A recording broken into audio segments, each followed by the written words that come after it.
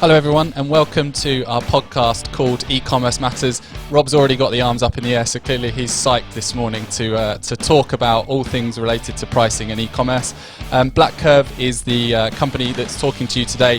We help businesses make pricing decisions, and I'm joined by my esteemed colleague Rob Horton, as I mentioned, and this is episode 1. And today we're asking the question, what time of day or how often should e-commerce companies make pricing decisions? So welcome, Rob. How are you doing this morning? Yeah, I'm good. It's sunny in Hampstead. It's lovely. It's starting to feel like summer's come around, actually. I've got my Hawaiian shirt on, so I'm doing well. I was going to say I definitely need to up my shirt game. That's for sure. Sitting next to you put me to shame. Although I have got a flowery light behind me, so maybe that enables me to keep up with you. So what are your thoughts on how often an e-commerce company should change their prices? Where would you like to start? So this is like the big question. I think we get asked this basically by every client we onboard. How often should I change my price? When should I change my price?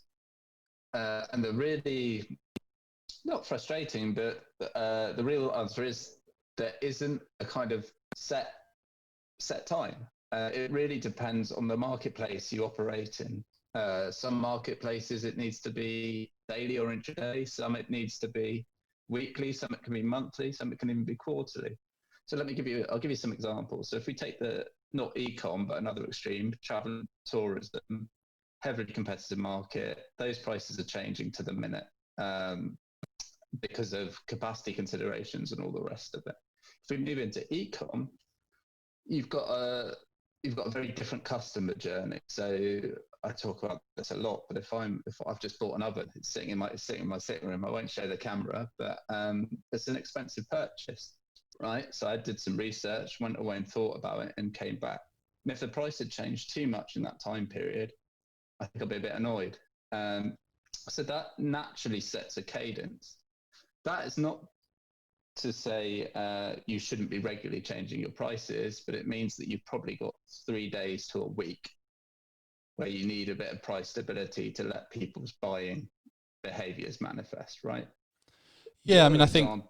Sorry, Philip. I was going to say, I think I see. Well, certainly the most recent set of probably 5 studies that I've been involved in.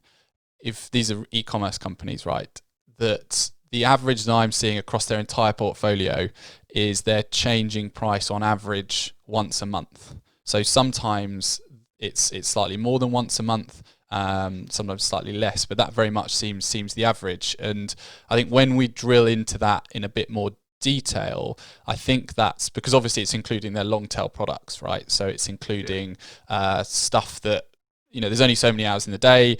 If you're making pricing decisions manually, or if you're only concerned about a core set of your products, you're going to forget about some of your long tail products. So that's probably why there's that average. And then if we look at the core products, they're changing it more frequently. But I suppose do we feel that that's adequate? Do we feel that 1 month between price changes on average is good, No, I'd bad? say that there's probably 2 systematic issues with that. The first is what I was talking about. You're probably not keeping up with the market, because who's to say what isn't your core product isn't someone else's, right? So you may be changing the price once a month. Someone else could be adjusting that on the weekly or on the daily. The other interesting thing that we see actually is these price changes tend to come through in a wave. It's a human behavior, right? So you do the job, you get the job done, right? You do it once a month, you change your prices. But that is very easily gamed by your competition, because if they're employing a data scraper provider to monitor your prices, if you don't think they are, they definitely are. I think most people in e-com use some kind of competitor data. They will know when you're changing prices, and then will probably change the day after. Or so we even see it on a weekly cycle. People change the prices on a Saturday. Someone else comes in on Sunday, Monday morning, and then wipes those price changes out. So I think once a month is probably too infrequent, and actually it's more about how you do it. The nice thing about if you're using an automatic tool is it kind of spreads those price changes out. You won't be making the price changes all in one go. You'll be spreading them out over the month, right? So it's not like some products will be more competitive and change more frequently, others won't. But realistically, you won't be making them the same day. It's less easy to game. It's less easy for your competition to know what's going on.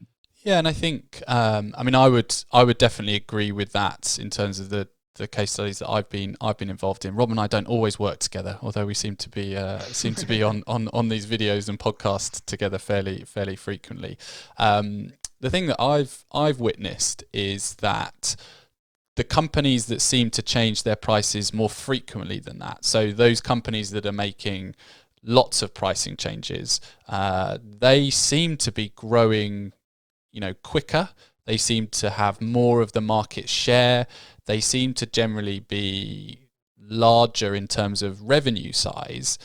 So is that potentially an indicator to say that you should be changing your prices more frequently? Because I mean, if I'm looking at that, it's not an anomaly. It seems to be time and time again. The companies that are changing it more frequently seem to be doing better. I think it's partly that. I think there's a really interesting point there, but I think pricing is actually a really good indicator of operational efficiency.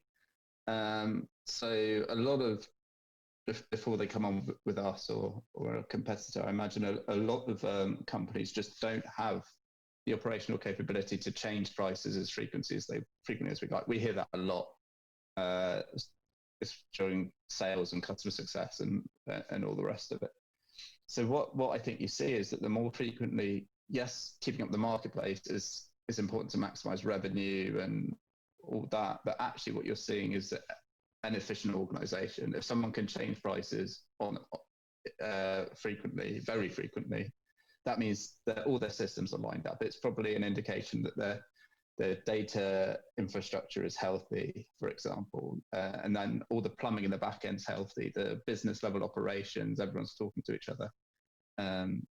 It probably means that by and large, it's not being managed in separate kind of Excel documents that get mapped together and all the rest of it. So without to go too off tangent, the thing that I've got a fair few private equity friends, and so if you're interested in buying a e-commerce company, our BlackCurve's top tip is as a data point, you should work out how often they're changing their prices, and it can tell you how efficient they are. It's probably a good indicator for if they're efficient in other areas as well, potentially. If you pay us enough money, we'll provide it for you. Absolutely. So okay, so I think, I'm hearing, and again, Rob and I don't always agree, but we seem to be agreeing on this point that that I don't think leaving a long period of time between pricing changes is not market efficient, I suppose, because also you've got to change prices, especially in your long tail, to work out whether or not this product is not selling because it's priced incorrectly, or whether it's just not fashionable, like you've purchased the wrong color and people don't want that particular color. So I think we're in agreement that you've got to change prices more regularly than not. So the flip side of that is, how regularly should you be changing prices? So if we look at airline industry, for example, it's like click, blink of an eye, it's changing, right? What do we feel, and was the data showing us from a typical e-commerce company that might be selling sportswear, appliances, DIY tools, musical kit, that kind of thing? Should they be changing their prices multiple times a day, every day? Probably not. You can definitely over optimize, right? So all that pricing is doing is ensuring that you are market efficient. So you're at the correct point on that supply demand curve, right? So that actually caps the amount of revenue you can get without us change the system, right? You're limited by demand. So once you've found that efficient point for that period of time, there's no point changing the price anymore, because you're not going to find anything new. And in e-com, that tends to be daily, weekly, not intraday, from what we've seen. And I think a lot of that ties in really with buyer behavior. It's off-putting to see prices change all the time. I mean, I think like if we talk about another industry, talk about travel and tourism, because it's a good one to talk about kind of pricing behaviors I don't like actually, and I don't like as a consumer. There was when Tottenham were in the Champions League final, right, and flights went through the roof. Or then conversely, in this COVID situation where gosh knows what's going on,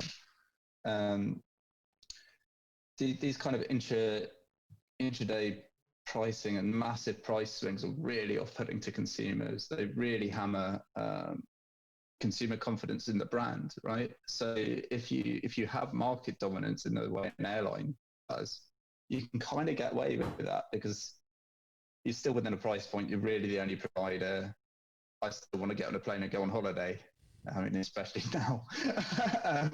But if you're in a more competitive marketplace, brand identity is super important, and pricing is a key part of that. So that's a very long way of saying that, like, you definitely can change prices too much, and it can actually be very detrimental to do so. So I suppose there's two ways of looking at this. You know, I take it from this conversation and conversations we've had previously that, you know, you ultimately you don't want to piss off, you know, your consumer, right? You know, I think it's fair to say there are probably certain patterns in certain sectors. I know if we look at the data from the appliance sector, that a lot of the time people are making the research over the weekend on, right, I'm in the market for a new TV, I'm in the market for a new kettle, and then they go away at work, and then they come home that evening on the Monday, and then they actually go and purchase it. So there's certainly those kind of behaviours. So you don't want to, you know, quote unquote, as I said, piss off the customer. How many times can I say that word on a podcast? I suppose I should probably stop saying it. I'm impressed you did it first, not me. Yeah, we'll have to have a swear jar or something on this podcast. So I don't think we'll be collecting too much money, knowing both of us. But then.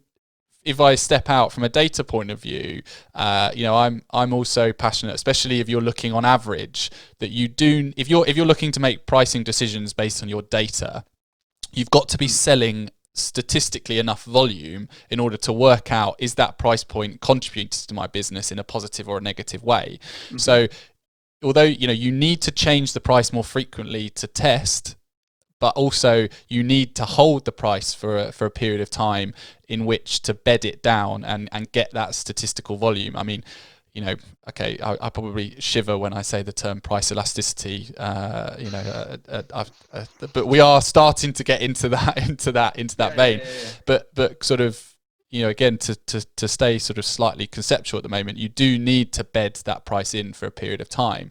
And if I look at again the case studies I've been involved in, you know, the very early on in the engagements that we have, we might be changing prices a bit more frequently to get that bedding in period. But then actually over time it sort of tails off, and it's a week to week kind of thing. Is that you know what you've witnessed with what you've been involved in, Rob?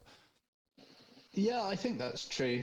We were talking about this with a client fairly recent, actually, like last week, in the fact that he'd seen a lot of price changes very rapidly, and then things bed down, which kind of under an efficient market hypothesis is exactly what they should do.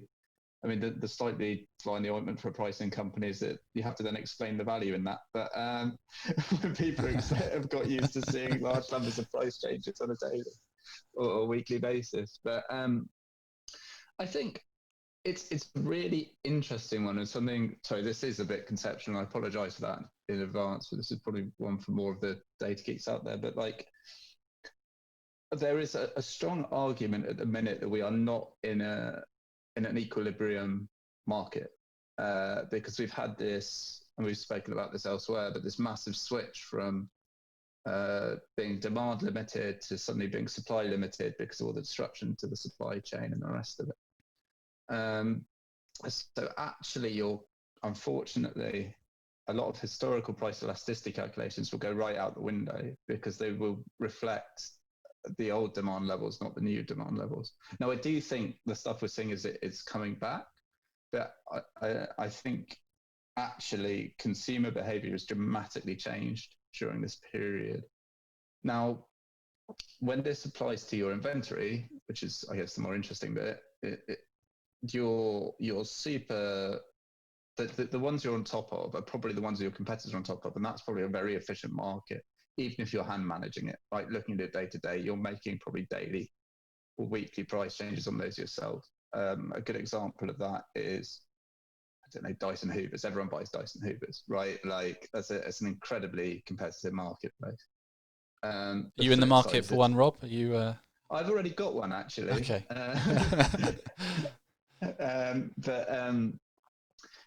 Which I was then berated about. I should have bought another brand. Other brands are available by our sales guy recently. Yeah, I was going to say other brands are available. We are not endorsed by Dyson by any stretch of the imagination. So.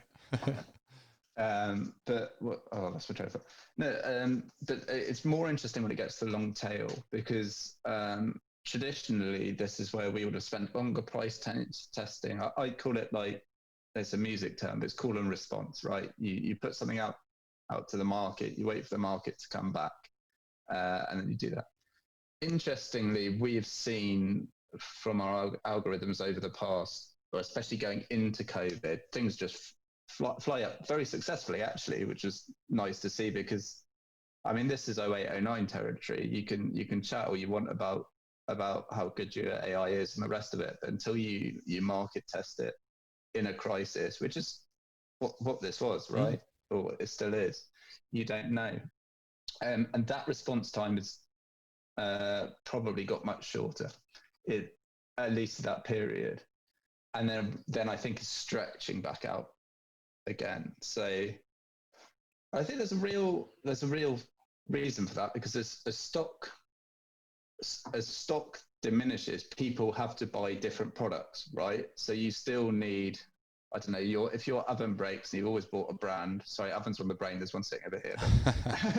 If your oven breaks and you've always bought one brand and that brand's out of stock, you still need an oven, and you're going to pick one. So that means that actually the range of products that people have sold through this period has massively increased. So your long tail has basically diminished, because everything has kind of been picked up. And we've seen this in the studies on our clients, in that the distribution of products that they sell is much wider, which is actually, it's great if you're an e-com business, because you've got less stock sitting in the warehouse, products that you traditionally wouldn't sell or would take longer to sell, but you kind of have to hold for brand, I don't know, whatever reason, suddenly are shifting. The downside is, if you've been managing pricing in quote unquote a traditional way, where you focus on your few top sellers, suddenly your top sellers list has gone from 100 to 1,000, right? And so you are probably selling at the wrong point, and probably selling too cheaply in this kind of period, because when stock supply becomes the issue, prices go up, right? So we have a race to the top, not a race to the bottom, which is interesting from a pricing company that's had to battle that race to the bottom kind of message in the marketplace for so long. But what the danger for a seller is that you are selling too early, too cheaply. Too early or too cheaply, depending on how you phrase it. But like, if you aren't in touch with the marketplace, you're probably selling 10-15% under what you could be, and that's pure margin. So yeah, I think it's quite hard. So it's a long tangent, but I think it's quite hard to say what's correct at the minute. But I think it's become much more challenging a pricing environment than we had previously. Yeah, I suppose to come back to the earlier point that you alluded to, it's the data that you'd have used to make your, again, price elasticity calculations is to a certain extent being thrown out the window slightly, not wholly, and you're having to make pricing decisions on using other data sets like your stock levels, for example. And I think that if you're at a steady state from a frequency of pricing decisions prior to the lockdown, you're then going to enter a period of more rapid pricing changes, especially as consumer behavior changes and your stock level changes, and then probably we'll then see that bedding period again, and then as lockdown, I suppose, beds in. It's been a number of weeks now, months already, but then I think we'll probably then see again a rapid period of pricing changes as we exit lockdown, and then it will steady state out. Mm-hmm. So it's almost, it's the accordion type effect. Yeah, I agree with that to a point, but I think to believe that it will be the same steady state as before is the fallacy. In that you'll have when the supply, I think, let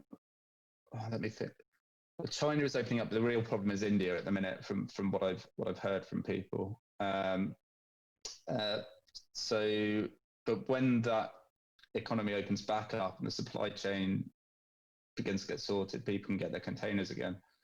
You will have a switch back to more demand driven than supply driven. The interesting thing is, though, that I think this crisis has forced many more people to shop online. Absolutely. And for different items. So just personally, I bought a barbecue and an oven in this period. These are items that previously I would have gone to a store, I would have wanted to look at, to kind of get a touch and feel. So that kind of psychological barrier has been broken for me. So I do think this uptick in online demand, it won't stay obviously at the people who are locked indoors and are just buying stuff because they're bored level, which is the camp I'm currently in. But they will still be, I think, higher than previous, because people have realised that it is easy to buy online, especially in demographics that wouldn't have necessarily done it before. No, interesting. I think it's certainly, we've got a slightly different answer for how frequently you should change your prices in this period than you'd have asked us eight weeks before. And without having to promote our other activities that we're doing, we do have various webinars on how to make pricing decisions in supply driven economies. So so if we come back to frequency, then I think without hope, it's a case of we're not famous enough for this to be on the front page of the BlackCurve says that this is the average number of times you should make pricing decisions. But I would say, certainly looking at the case studies of the types of companies that we're looking in, on average, you should be. It's very much. I put all the assumptions and the caveats in. It's very much dependent on. There's a slightly different answer for whether you're selling sportswear. There's a slightly different answer for whether you're selling DIYs and so forth.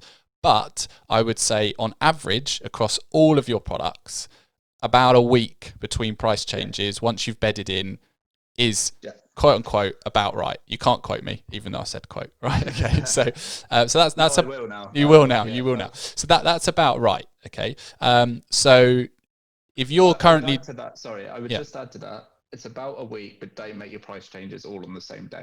Agreed. Right. And this is the next question I'm going to ask you. You're jumping the gun already, Rob. It's almost like you've seen the agenda, isn't it, for this particular conversation. So I think if we look at, if within that, I think your core products, when I mean your core products, your products that are probably selling more frequently than others, you're probably going to be maybe slightly less than a week between price changes. And your long tail, you're probably going to be, so products you're not selling statistically enough of, they're probably going to be longer than a week, to give you kind of a feel for how the frequency of price changes.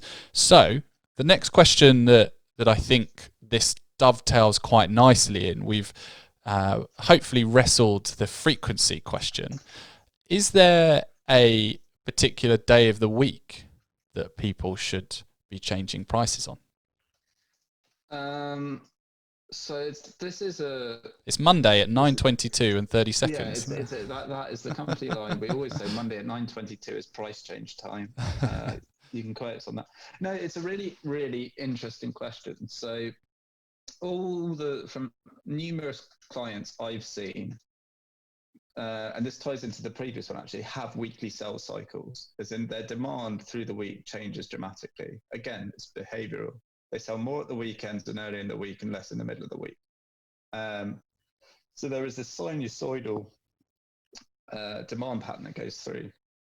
And what that means is that you don't really want to make price decisions intra-weekly, because you'll then be charging a different price on a Monday and a Wednesday. And it's kind of not really a world you want to get into when you know that the person will probably buy it on the Monday anyway. Right? In terms of when, my view is like, I'm a maths guy, so you do it stochastically. You spread it out to the week and you mix it up so people can't game you. And that's poker playing. That's not that's to be disruptive in the marketplace. It's not really it's just so other people don't know when you're going to do it, really, and so they can't get ahead of you and can't see the mark. So if you're changing on average a week, but roughly it could be a Monday, it could be a Friday, it could be whatever. The real answer, though, actually, is whatever fits in with your business process with minimal risk. That is the real answer in terms of a lot of our pricing policy is just one piece of the puzzle and fits in with a whole host of other business processes and has to go through various stages and gating and checking and whatever. So realistically, for a lot of our clients, it's usually we automatically push it around 2 or 3 in the morning on a trading day, and that gives them a bit of time just to we're automatic, so we go through, but it gives them a bit of time to sanity check, make sure nothing's gone absolutely wrong. It lines up with the other processes that they've got going on within the business. So as long as there isn't a predictive pattern in your pricing, I would say basically it doesn't really matter. So do it when it works for you best. Yeah, and I think I would agree with that. It's interestingly the frequency with which you change your prices has more of an impact of how well you perform rather than what time or what day of the week you change your prices, which seems a bit bizarre when you think of it, but to a certain extent you're trying to get to market efficiency. You're trying to win, and you've got to rapidly make lots of pricing changes, especially if you've got thousands and thousands of products on a continual basis to get to that point. Whereas if you change it at 9 p.m. versus 10 p.m. on a Monday or a Tuesday, fundamentally, how many different units are you going to sell in that 24-hour period, right? Is that going to make a massive? Is that going to turn the needle for your business? So, that being said, I like the concept of keeping your competitors on your toes, and also I like the concept of taking advantage of maybe some of your competitors' manual processes in regards to pricing decisions, because when we see companies that are not, to come back to something we said earlier in the podcast, where we see companies that are not changing their prices as frequently, it's generally because they've got either a manual Excel process in place, they're eyeballing every pricing decision or things like that. So therefore, if they're only changing their prices on an ad hoc basis or always on every 2 weeks on this particular day, you can very quickly pick up their predictable pattern, and then you just literally come in and you can set BlackCurve can do this for you.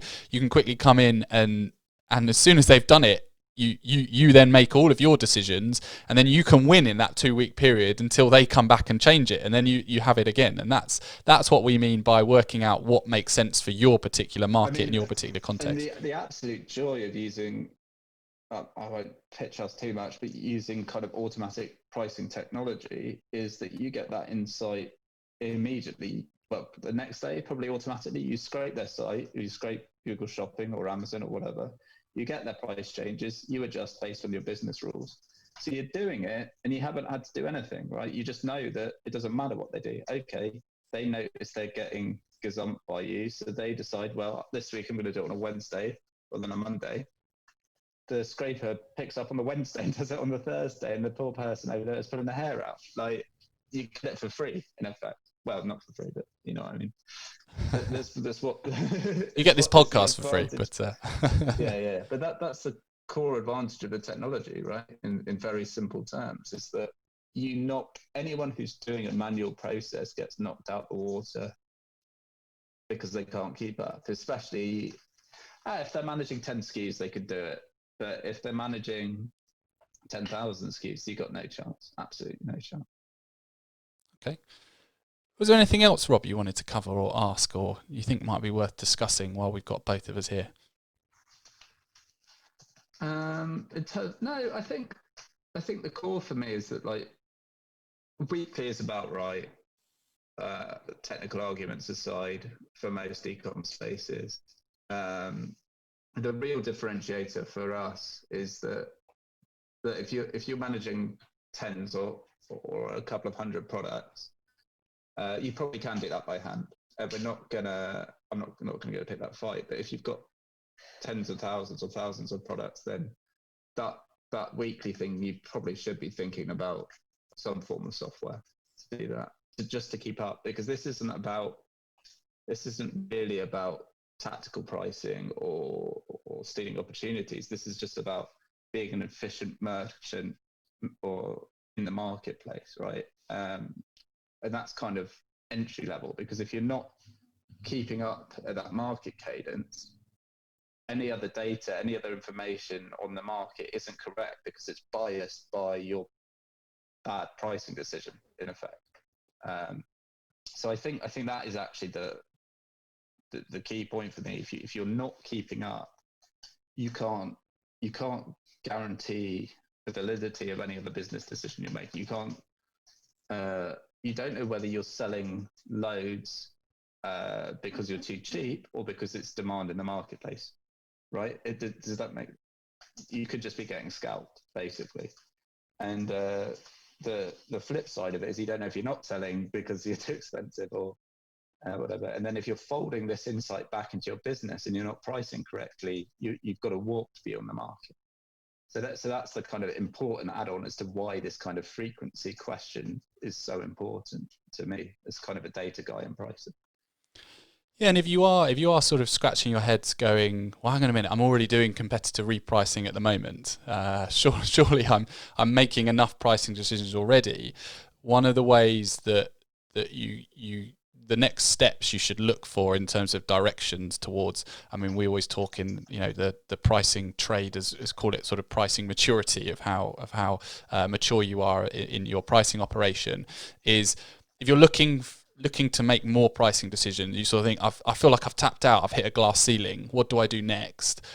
You've got to consider adding those extra data sets to make pricing decisions on. So, and this then sort of opens up the ability to make pricing decisions on your long tail. So where you don't have a competitor overlap, how do I make a pricing decision? Well, you've got to look at your sales history in order to help you that. You've got to start looking at your stock levels. You've got to start looking at your website performance data. You've got to start looking at the weather. And then that then opens up the ability for you to make more pricing decisions. And the interesting thing also from your competitor standpoint is that actually then that dictates you making less pricing decisions on where you have a competitor overlap, because it helps you identify where you need to be competitor led and where you don't. And then it opens up the ability for you to make pricing decisions on the products that historically you might not have made pricing decisions on, purely because you were so focused on maybe your core product set or so focused on where you had an overlap with your competitors. And I think that if you start to think on those means, that is where you can get towards being a more efficient company. You can start to grow market share, and that comes back to what we said earlier, that the companies that change prices more frequently are typically doing better than other companies. But also, it's about changing prices the right way, in the right manner, not just blindly following competitor data or making pricing decisions on a small subset of your products. You've got to make it across your whole product set. I'm getting nods from Rob, so clearly I said something. Clearly I said something educational and worthwhile. There you go. It does happen from time to time. So just to summarise, then, thanks very much everyone for listening. We're BlackCurve. This is episode 1 of eCommerce Matters. Delighted to have you with us. We believe that on average, depending on the market set, you should be targeting pricing changes typically on average between once a week, the cadence of it. Your core product set, you should probably look to change it more frequently than that. If you're changing your prices a month between price changes, you've got to do something, because we're looking at the data and we're seeing that if you're changing your prices more frequently than that, so it's sort of a week kind of cycle, you are on your way to market growth and winning that e-commerce battle. And especially in times like this, it's dog eat dog, and you've got to do what you can to keep the lights on and keep going. So that's what you've got to shoot for. BlackCurve can help you make pricing decisions. So if you like what you hear, please do pick up the phone, reach out to us. We have plenty of more webinars, podcasts, short videos, blog posts on our website and various other media outlets. So do check us out. I think without further ado, we have to end with our cheesy tune, don't we, Rob? Because we've got to continue what we started. So thank you very much, everyone. Well, hey.